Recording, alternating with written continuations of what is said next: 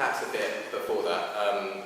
I can see some of the things that have allowed this moment to come together. I think I'll talk about that for a little bit, why I think the structural causes were ready for something like this to happen, why it practically happened, and then a bit about what I think the left within the Labour Party and the left outside the Labour Party and social movements and so on could maybe do to solidify Jeremy Corbyn's leadership, make sure the Labour Party moves towards a more democratic, egalitarian, more socialist politics, and also that it can win the election, and that when it does win the election, it can win the election on an actually left platform and be in a position to deliver a lot of that. So the context, I think there was a lot of latent potential for this sort of weird revolt that happened this summer in the Labour Party to happen. There's obviously like the international context that we all know about, you know, the rise of new left movements. Theresa, I don't really need to tell anyone in this room about that stuff, and obviously the independence referendum, and that would all seem quite pertinent, at least within like the volunteer movement within the campaign, was trying to copy in the way we were organising some of those things that were there.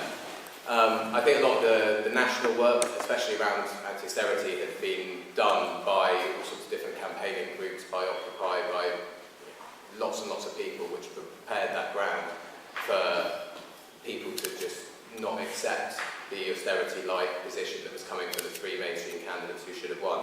And then within the party, I think, lots of people within the party were really quite fed up with how they'd been treated and the lack of democracy within the party, but also Ed Miliband's very sort of tentative, don't hurt me, don't call me left wing, but slight shift to the left in relative terms did mean that some members had left the party and some new ones had joined. And if you look at the polling, basically people who joined under Ed Miliband's leadership were way more likely to campaign for Corbyn, and and to vote for Corbyn, and that stuff mattered, I think. How we actually won the campaign, I think there's a number of different things. So obviously the ideas are good, it comes out of this context.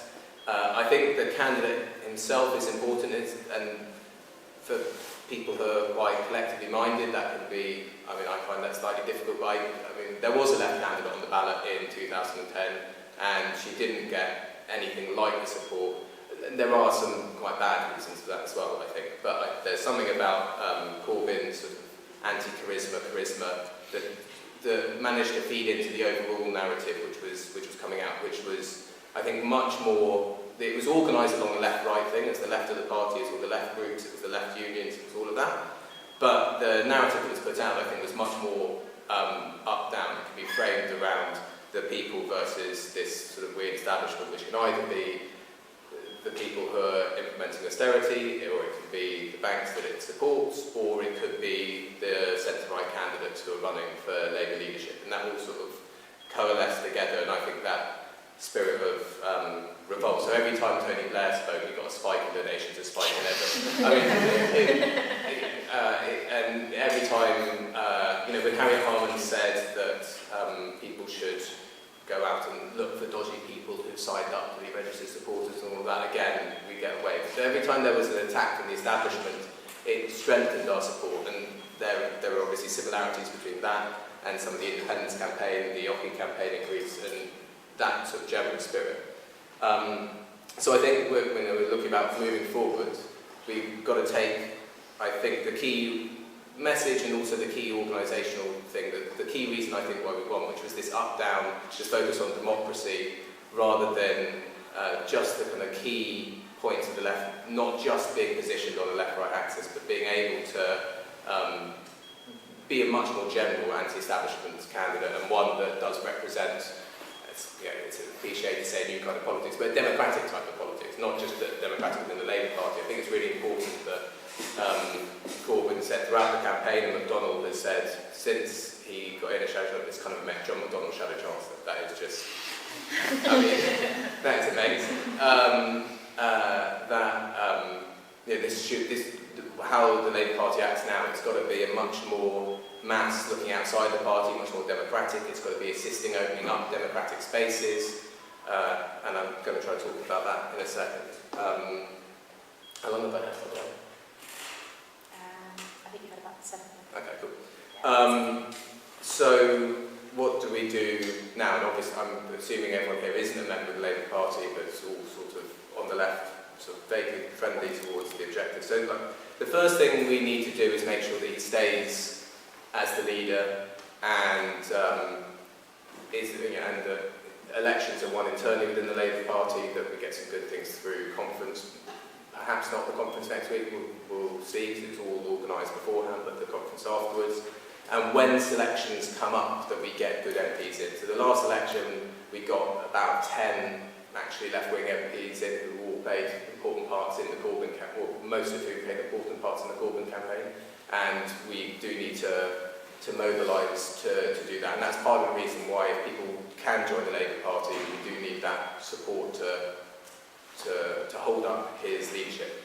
But I think strategically it would be a really bad idea, apart from for plenty of other legitimate reasons, but strategically I think it would be a bad idea to go in and go, right, now less in charge of the party, let's purge, let's try to have a civil war, let's get everyone out.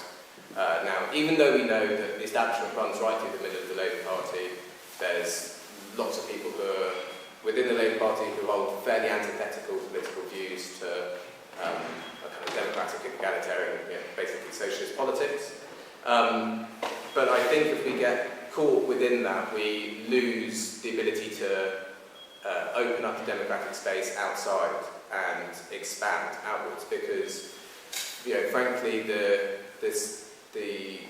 sectional, factional, kind of internal party battles, focusing everybody inwards, focusing all of the messaging inwards, is really it's really unattractive. It's really alienating to loads of people if you're trying to bring them into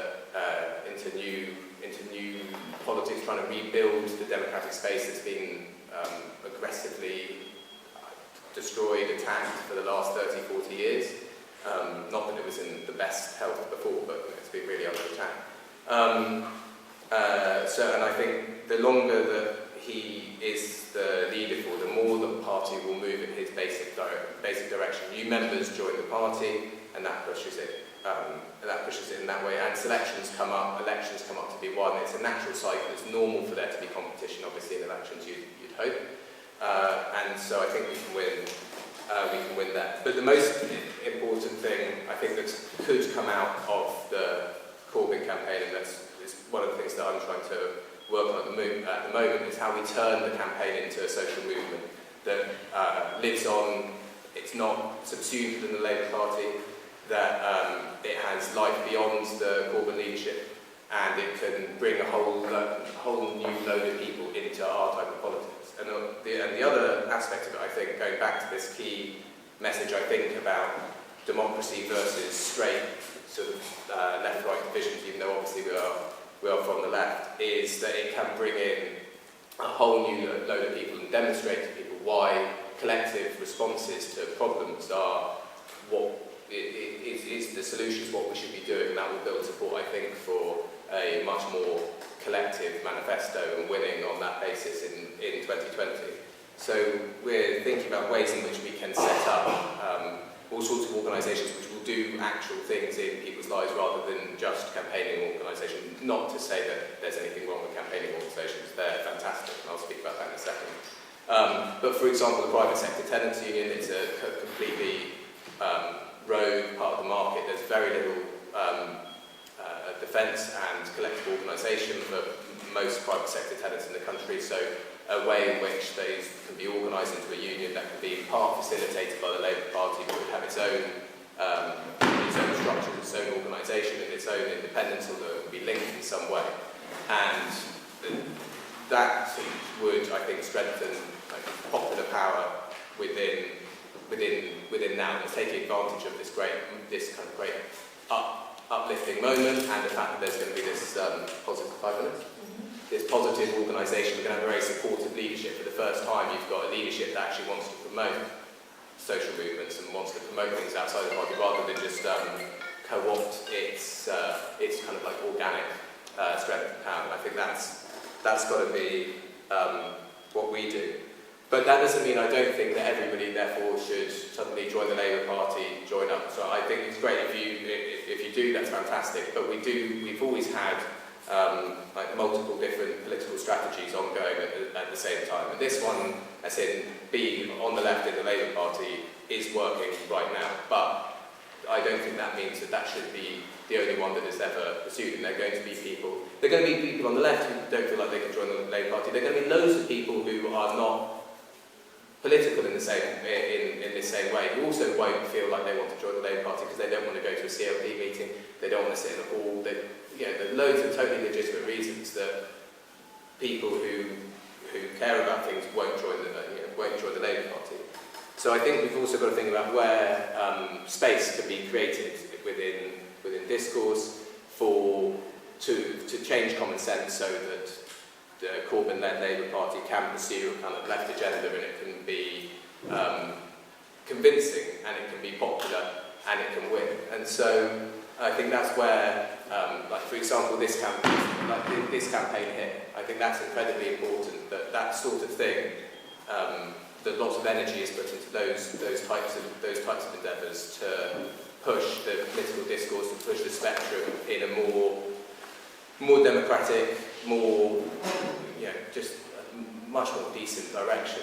And I think that's a role that lots of people can play if they aren't able to come inside, is to shift this space. And there is going to be this level of coordination, I think, between the party and the campaigning groups and this emerging social movement that's trying to reform civil society. So I guess I've pretty much come to the end. I'll just say, repeat one thing. I think in general we should, where possible, where we've basically already won the argument, where common sense has been shifted, where mobilisations have already won the argument, we should try to stick with, as much as possible, this up-down, everybody against this tiny establishment rhetoric, which we can do for anti-austerity. That argument basically won. If you look at most of the economic issues, they're on side with the sorts of progressive policies that we would like to see. But on other things where it isn't there, and that's where I think there should be this work, this mobilisation that can be done outside the party,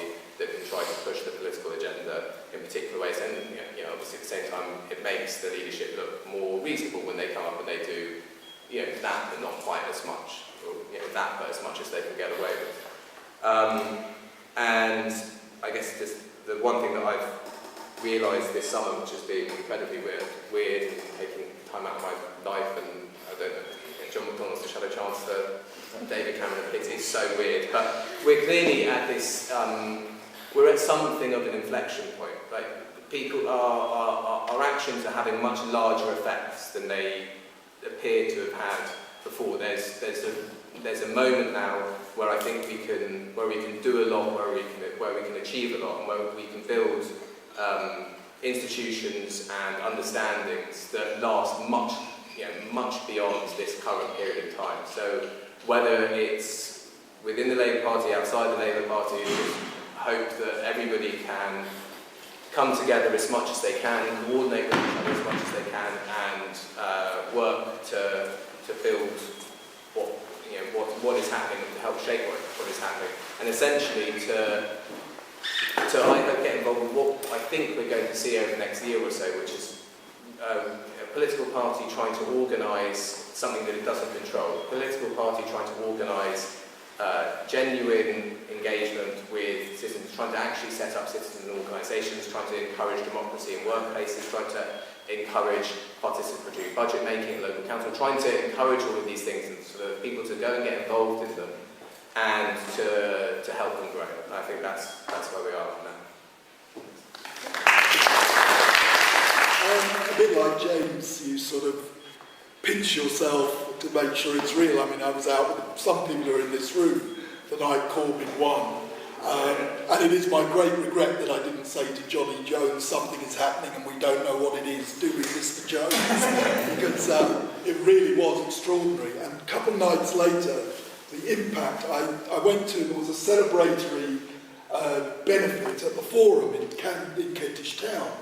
And whenever there's bands on at the Forum, big bands, you go there and there are ticket touts outside going, Bon Jovi, etc.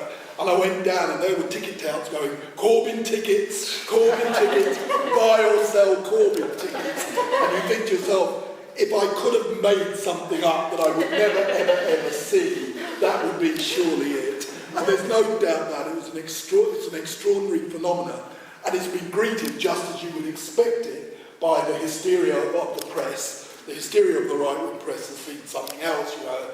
I mean, he's going to disband the army, da-da-da-da. We found that his great-great-grandfather was an evil bastard. Honestly, the Sunday Express ran this. We'll dig up some old affair with Diane Abbott. And I remember thinking, the only other thing they could possibly come up with is this man has put his genitalia in a dead pig's mouth. But in fact, they found that story elsewhere. But it's not just the serious press. It's not just the tabloids. If you listen to the serious press, it's fascinating. If you listen to any political discussion on the BBC, so caught up are they in the long-established rules of British politics of the last 15, 20 years, that if they're going to discuss anything, they get a Blairite, a true blue Kendall Blairite who despises Corbyn, and then they get a sort of Yvette Cooper Blairite who dislikes Corbyn, and that's their new idea of balance when it comes to discussing the politics of Jeremy Corbyn and so on. And the truth is that what it's done is gone, if we were caught by it, it's gone completely over their heads. They do not begin to understand why this has happened. And the truth is, it's happened because it's galvanised socialists of all hues, including those of us who see socialism as something that can only be won from below and not delivered through Parliament. And it's inspired us all because it's a victory for everyone who opposes this system, everyone who opposes the inequality in this system, anyone who opposes the austerity of the system, the warmongering, the racism, the oppression and brutality.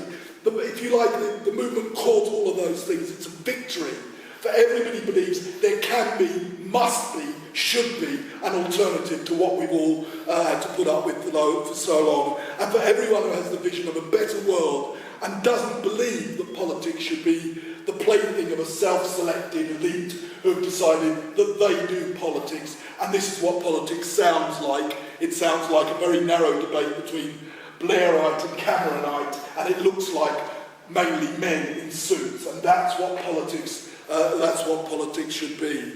And for those of us who remember Thatcher, she used to say there is no alternative, and the truth is that for a long time in mainstream British politics it has genuinely felt like there is no alternative. She's boasted that her biggest achievement was Tony Blair, and you sort of got what she meant, because the space of political debate, I'm not saying there weren't very important campaigns that people got involved in, but in terms of mainstream politics, the debate was shifted so far onto the ground of the right and so far away from any notion that there could be an alternative. And I saw a bizarre report on the big Corbyn meeting in Canada, which was huge, including the spillover meeting, where one of the journalists had written it up as it was full of old Trotskyists and earnest young men, and sort of, clearly, for instance, there were large numbers of women at that meeting just for a start. But the truth is, it's a bit difficult to explain away 59.5% of the first preferences as down to old Trotskyists and earnest young men. And if there are 251,000 old Trotskyists out there, then that's about 245,000 more than I'm aware of. It's clear that Corbyn caught the imagination of the young and new to politics. It's clear that he caught the imagination of campaigners in a wide variety of campaigns who have tended to ignore parliamentary politics for all the reasons that I'm talking about, haven't even looked twice at the Labour Party. It's clear that he caught trade unionists who felt that Labour had abandoned them and were no longer their party, and it's clear that he caught many long-standing and ex-Labour Party members who'd felt alienated and betrayed by the party which had been shaped and dominated by Blairism. So the scope of what Corbyn represents is huge. This idiotic journalist doesn't begin to spot the different forces that Corbyn's galvanised. And these are forces that any half-decent socialist should be excited by. These were votes that any half-decent socialist should be excited by, and this is a situation that we all should be thrilled by. However, we also have to say that we recognise there are real dangers. Of course, it goes without saying, the minute Corbyn was elected, one would assume that the media would behave more or less as the media had behaved. And while you find it hard to imagine they can quite sustain the level that they are at the moment, there may be the odd lull, but I suspect we ain't seen nothing yet from what the right-wing media is going to try and throw at it. But the dangers also are much closer to home. I mean, it's interesting that most of the Tories almost are sitting back and letting the Blairites do the job for them. And the arrogance of the routing. I mean, I heard this guy on the radio, I can't remember his name, I'd never heard of him before, but he clearly felt he was a very important person. He was an MP for somewhere or other, who said it is Jeremy Corbyn's duty to compromise, and he'd supported Liz Kempler. I thought, you got 4.5% of the vote, you arrogant bastard. It's your job to step aside if you don't want to be part of this process. But the reality is that those people will be determined and are determined to try and block anything that Corbyn wants to do. And beyond those people, I think people like Tom Watson and Andy Burnham, etc., will go along, but will be a constant pressure to try and pull Corbyn back, to modify his stances, to push him away from the very things that mobilised the movement in the first place. And eventually, if they can, they'll join the forces that would bring him down. And therefore, the problem that Corbyn faces internally is that you'd almost need a root and branch change in the Labour Party. And the truth of the matter is that's a project that's very unlikely to be launched upon, because it's common sense that you don't launch that sort of a fight if you want to win a general election. In other words, you don't deselect all your MPs, although there are large numbers of them who clearly, thoroughly deserve deselecting. They are completely out of step with the overwhelming majority of people who voted in the leadership election. And yet the pressure will be to try and come to some sort of accommodation with them. And the logic of that is that the pressures will always be there to shift away, and that's the danger that I think we have to be aware of. When people, the discussion, should we be in the Labour Party or not? There will be people who fight this, who will join the Labour Party and see that as the way forward, and there will be many more of us who won't see that as the way forward, as the best way of supporting Corbyn. I think you're right, that all forces are united in the fact that we want to support this movement, we want to continue with the successes of it.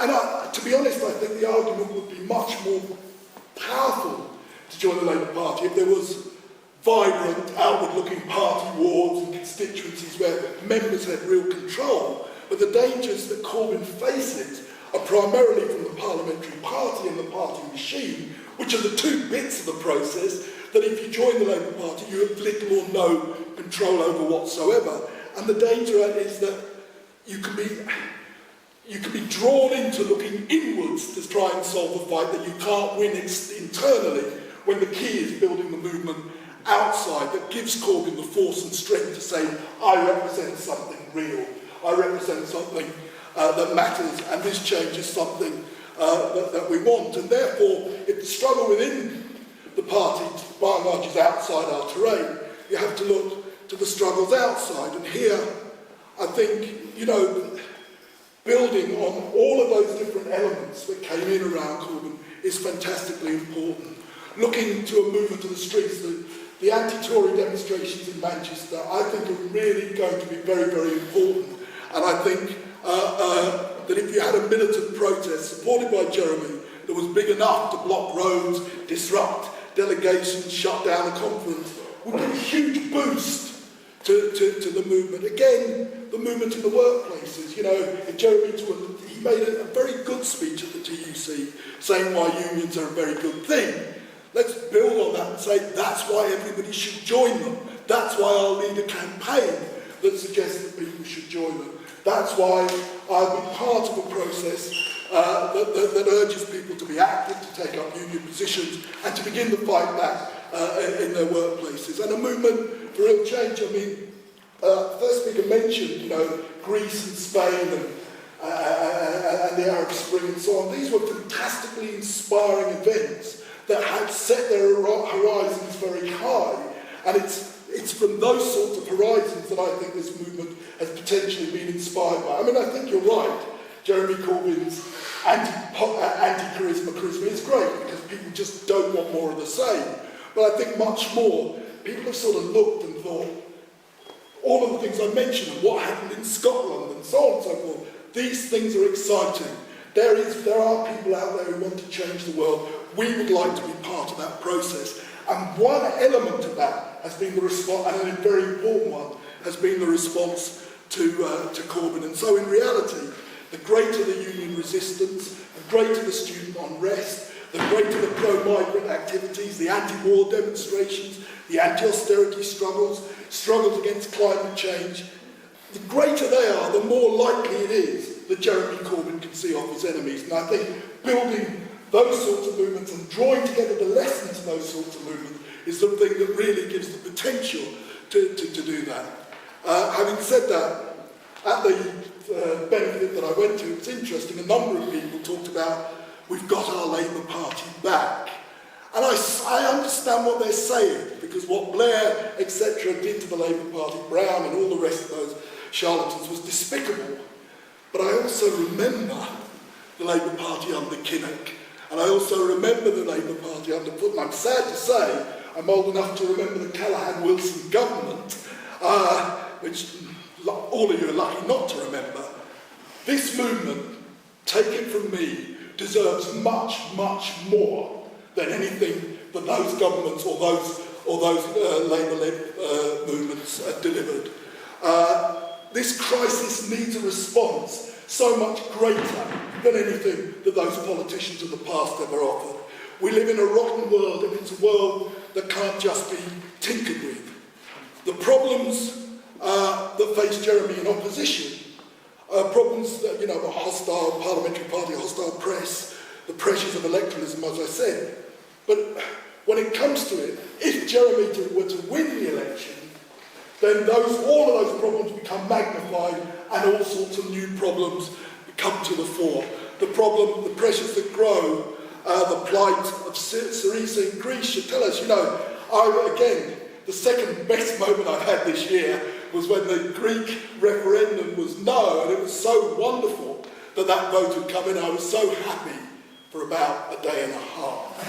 And to have that sort of mandate and not be able to deliver it tells you exactly, and this was a mandate with a mass, that had been created by a mass movement, tells you the dangers if we don't look outside and beyond the confines of Parliament, and we don't trust that the vested capitalist interests. There was a hysterical story that all the army generals are going to resign and so on. But we shouldn't kid ourselves that if Corbyn took certain measures that displeased powerful forces, those powerful forces would act against him in whatever the way they should, because what he's offering and what people are asking him to do is something that challenges what has become the neoliberal common sense of everyday political thinking. The great thing about Jeremy Corbyn, who I do believe is a very principled politician, is he's got everyone who wants it thinking there is an alternative.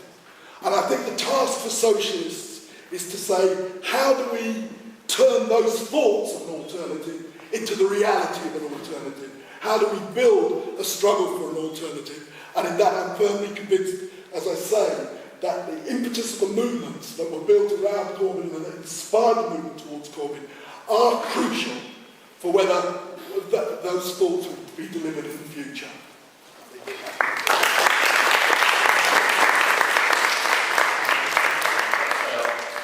When Corbyn got on the ballot, I was really annoyed because I'd invited him to come and speak at our union meeting.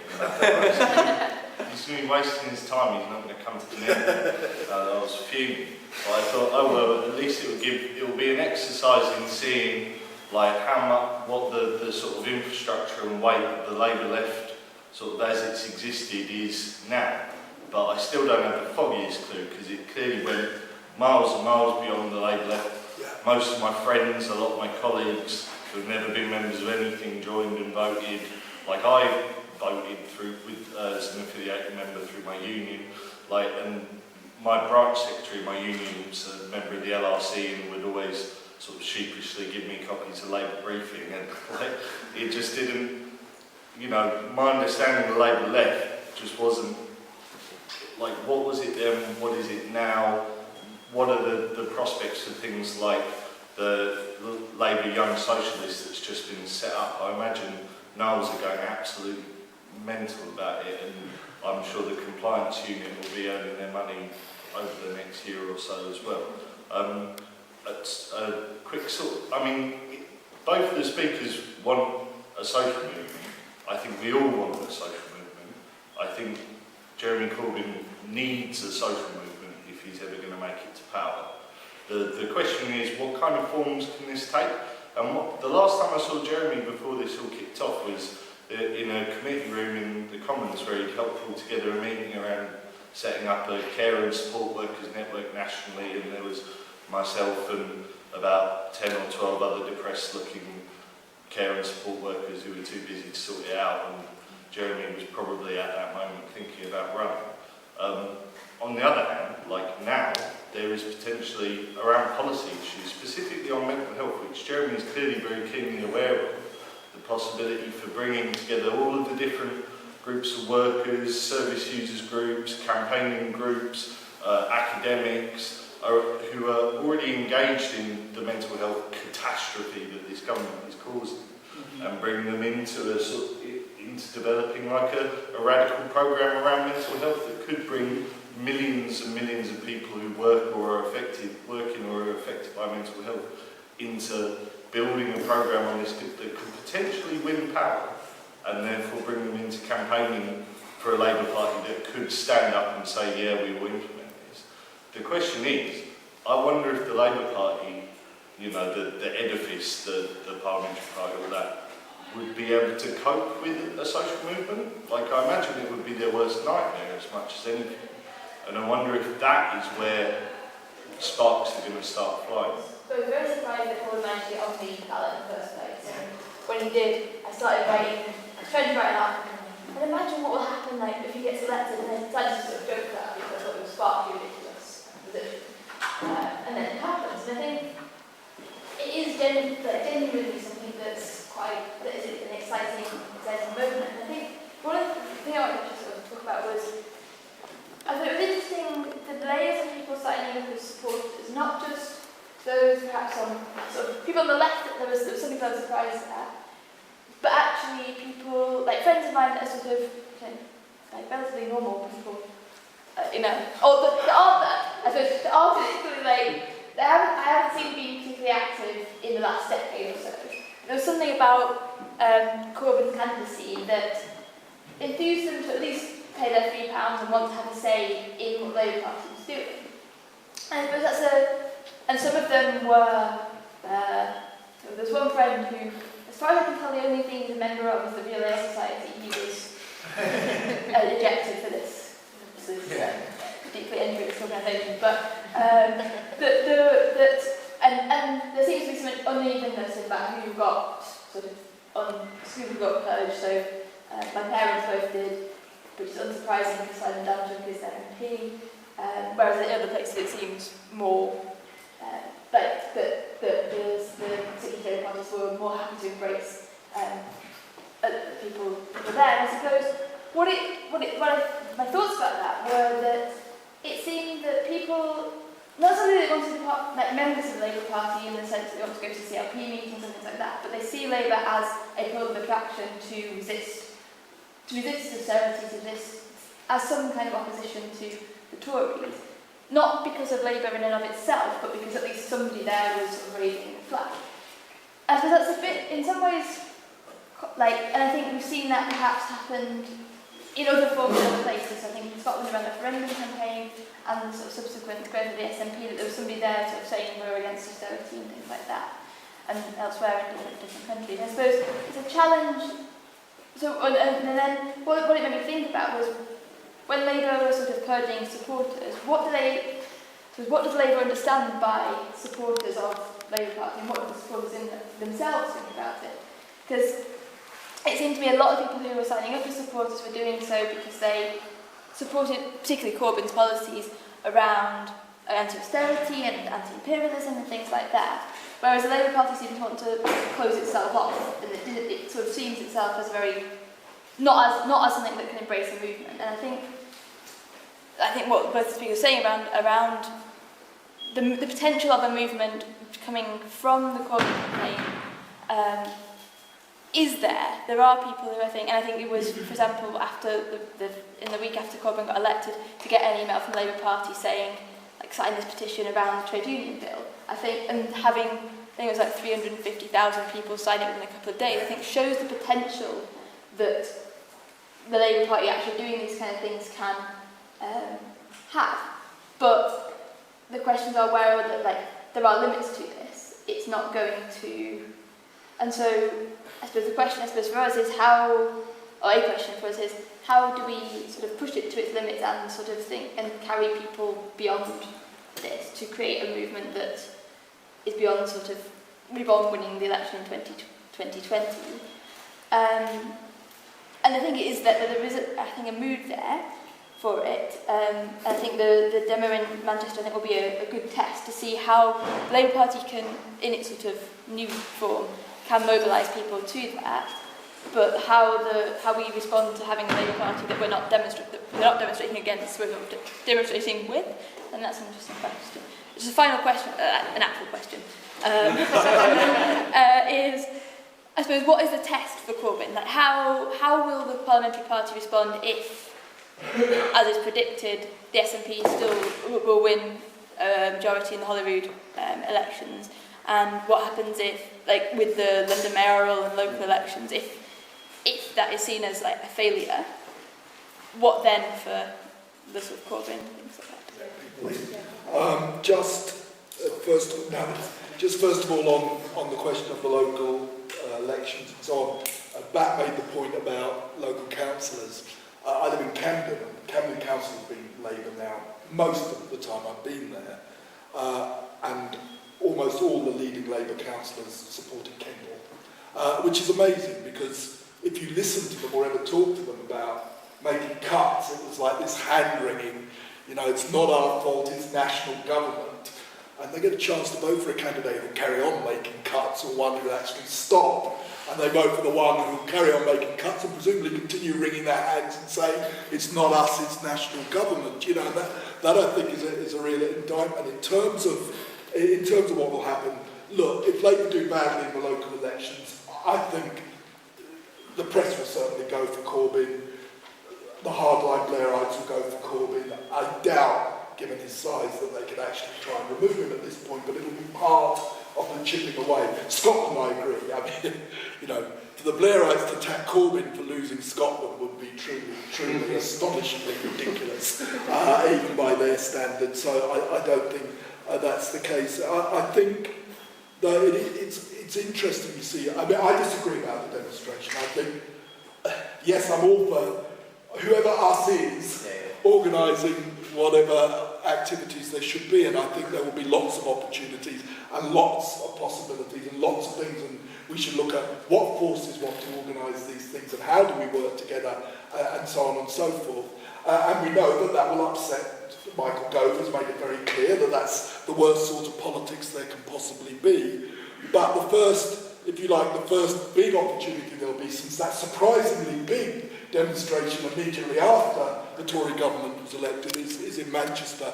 And I think it would be really, really foolish not to throw ourselves 100% into that and make that the biggest possible protest as part of the process of saying to Gove, you know what, you're right, this is politics now. Politics has changed. And I personally don't think, I think we have to be careful. Normal people have moved dramatically in a very short space of time. I'm slightly nervous about normal people because it makes the rest of us seem abnormal, I suppose, but nevertheless, I know what it means, that people who are normally politically engaged. And I'm not at all convinced that the things that have moved them, that have switched them away from traditional politics, the things that they like, will necessarily be in any way contradictory to the notion of people mobilising against the Tories. I think it can give it an absolutely fresh impetus. And I think we have to put real faith in that movement that switched behind Corbyn and those normal people, that this isn't just a superficial change, that they're like the non-charismatic man. It's about something much, much deeper. And unless we understand it's about something much, much deeper, I think we'll miss the opportunity, and therefore, I'll leave it at that.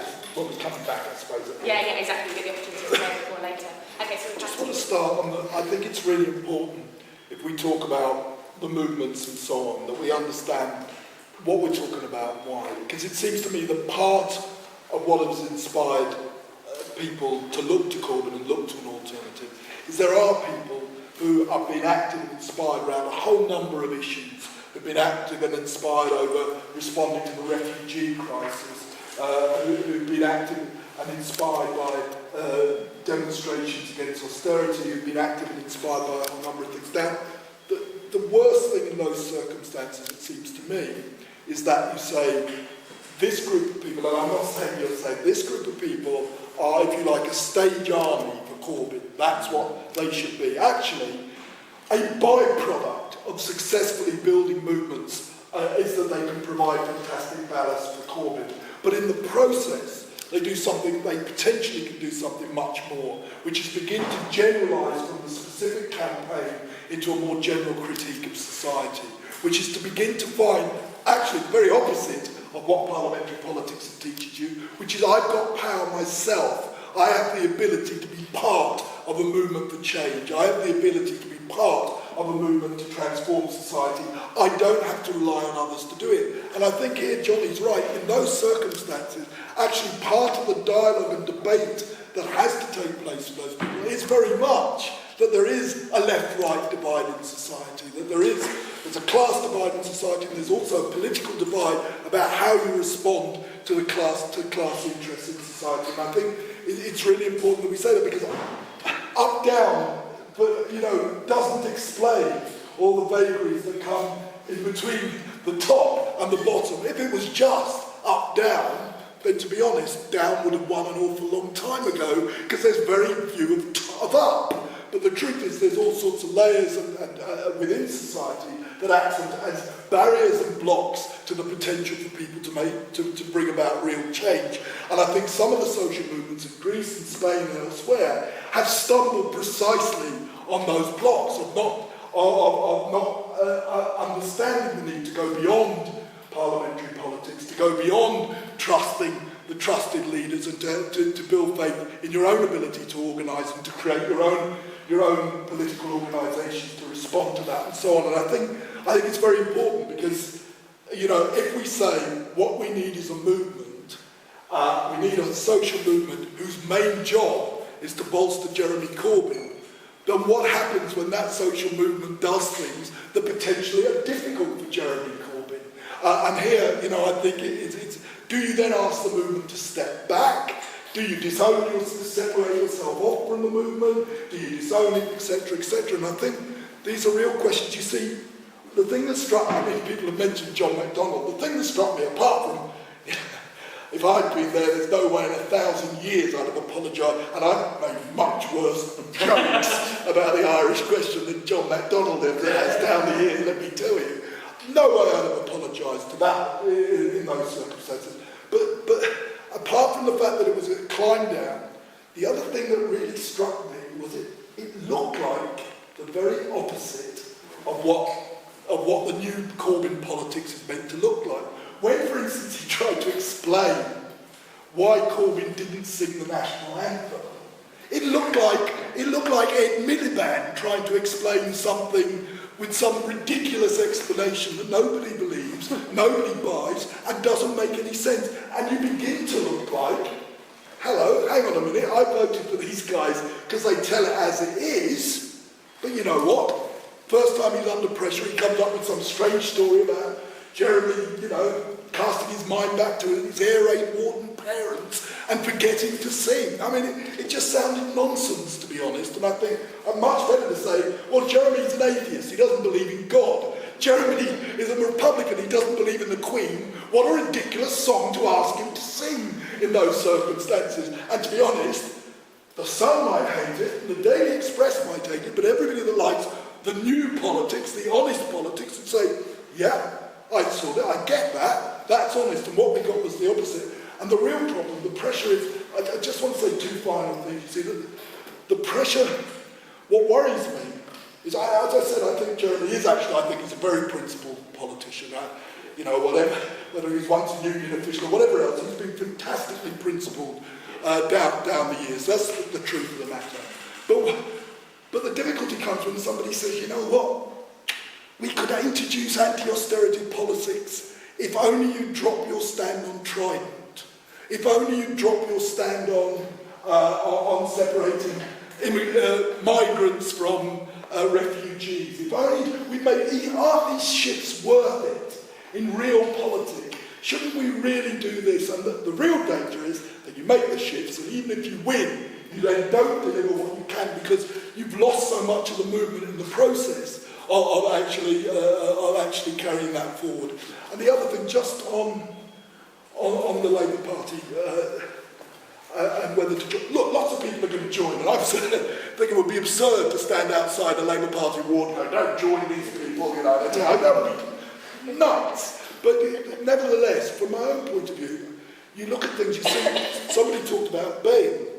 If you look back to the period of Bain, there was a much bigger Labour left. They used to win these great votes at Labour Party conference.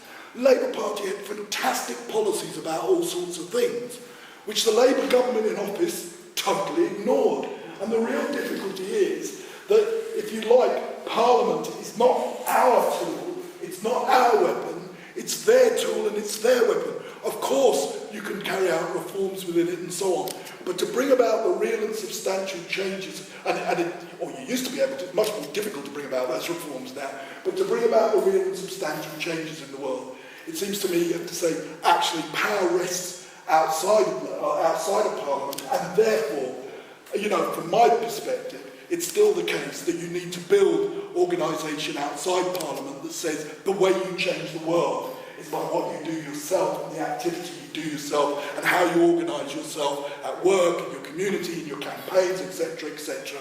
And I think that's the key. As I say, in the process, I believe all of that strengthens Corbyn rather than weakens him, because I think if he plays the game, he's finished. He's finished.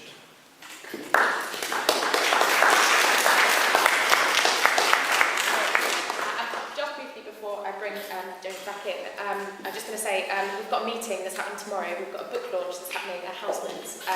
It is the Last Drop? Yeah. Book by Michael Gonzalez. Yeah, on water crisis. So really great to see you there. And then I'll bring Mark this in. It feels really, really weird to be like a party loyalist sitting here. It's a very for me to be in. And obviously, however this process goes on, there's a whole like in and against the state thing, and there are going to be lots of contradictions, and that is going to be there. And I think the best way that we can engage in is like as openly and honestly with each other as possible. So on the concessions, right, there were some things that happened in the first week that I don't think were terrible. I personally don't think were as good as they could have been. I think that the kind done over the national anthem personally was a mistake. I think could have done it exactly that way and turned it all round and said that the Battle of Britain is about collectivity and bringing people together, and that's what the kind of politics we're going to do. And today of all days, when they're cutting 1,300 quid from the people, you could have done it a lot better. But I think the context of that was trying to stabilise the party internally so that they could form. Yes, it was a compromise that was made with the Parliamentary Labour Party, I think, in order to get forward. The strategy, I think, is to build the social movement, and genuinely a social movement, not just something that feeds in to the Labour Party and sits as part of the Labour Party, but something that is about self-activity, that is about people actually being able to do things, that does build the progressive social forces in society, does strengthen that, does rebuild that democratic space. And I think if you're talking about the social basis and the class content of the movement, a lot of that is trying to is trying to build those organisations, trying to build those popular organisations that have been explicitly eroded and attacked for quite a long time. And I think part of what this process can be, and part of it's why I'm excited about it, it's why I think people should get involved in it. That doesn't necessarily mean join the Labour Party, but involved in this big upsurge that's happening. It's a moment to repopulate that space and to rebuild a lot of those things and build things anew. So, but that's why we talk about social movement. When I'm thinking about it, I'm thinking about it explicitly in terms of creating organisations that might have an association with the Labour Party, might have a lot of Labour members in them, but not controlled by the Labour Party. So the example that it occurs in my mind is something that doesn't exist, which is a national private sector tenants union. So you could organise people who are all living in former right-to-buy houses with a landlord who owns 600 right-to-buy houses, who might be a relative of a Tory minister who may be brought through that legislation. You could they could organise and they could do things themselves. So I think that is the context. I completely agree with what you said. If he plays the game, he loses. If he doesn't build those social forces outside that have to have autonomy from his actions, I agree. And there are going to be contradictions between, is it what we know Jeremy supports, his actual full beliefs, and then what has to be agreed within Labour structures, within conference, within the shadow cabinet. Those are going to be things, and that's why some people need to be inside to be pushing for certain things on the inside, and some people maybe need to be on the outside to be pushing things on the outside. I think that's, we should be honest about what our problems are and what the opportunity is. On this up-down Leclerc thing, right? The up-down does. Firstly, the up-down is meant to snap back at some point to left-right, that's what the problem with Syriza and Oki and all of that is that they had the opportunity for the snapback. The social forces had clearly hardened. You could see what the camps were in how that vote happened, and then that wasn't used, and then that wasn't actually brought back into that, onto that kind of map in that kind of terrain. It's a discoursal strategy, it's a way of reaching out, it's a way of getting. We've got a lot of signs on the left, we've got a lot of symbols on the left, we've got a lot of language on the left, which turns people away from the sort of politics that would improve their lives, and it's just a mechanism of trying to get past that. It's not a way to. It's also a way to assist in doing that kind of political education that would allow you to snap back. And I think that's one of the things that needs to happen with people coming to join the Labour Party and sitting outside, is carrying on that political education and having that, trying to change that discourse and so on. There are quite a lot of things to respond to questions, sorry. And so he is going to keep making these, puncturing the discourse, doing all of that.